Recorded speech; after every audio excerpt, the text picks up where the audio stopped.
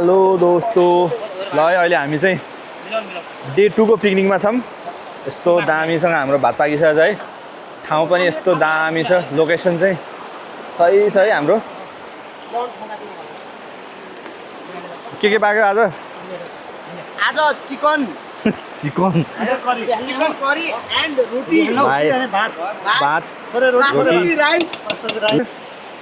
ओए एक्लै हो यस्तो यहाँ मासु एक्लै खाइराख्नु भयो है दाइले। अरू पाकिरहेछ बिस्तारै हुँदैछ।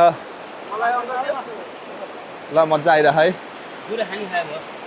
लोकेसन पनि दामी छ यार। हाम्रो दुईजना क्रिएटर उता हुनुहुन्छ। एक्लै खाइस्? अब राइस आउन अब म पनि खान्छु, मलाई पनि दे। मस्त मजा आइरह है। शीतलो छ एकदम। कोलपुर नेपालगञ्जको मान्छेलाई एकदम सम्झिराखौँ है हामी। तल्लो डुङ्गेसर हो है।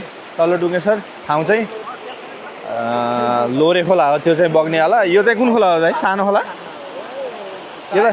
यो त सानो खोलाहरू हो। त्यो बगिरहेको चाहिँ लोरे खोला हो। एकदम ठुलो हो।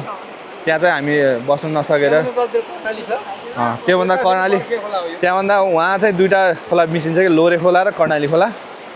हाम्रो त्यहाँ छन् दुईजना फन्टोली।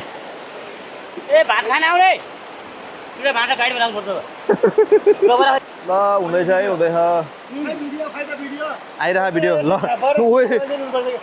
बोतल लाग्यो क्या हजुरलाई? ल हाम्रो साथीभाइहरू दाइहरू सबै यस्तै छन् है। कोही यस्तो छन्, कोही रन्काइसकेको छन् है आदि।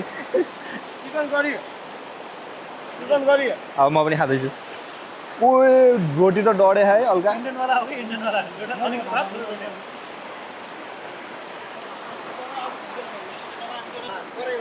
यस्तै खानु पर्यो। रोटी त खतरा है। डबरामा हो टोलीहरू खाने। ल हेर्दै गर्नु होला है भिडियो चाहिँ।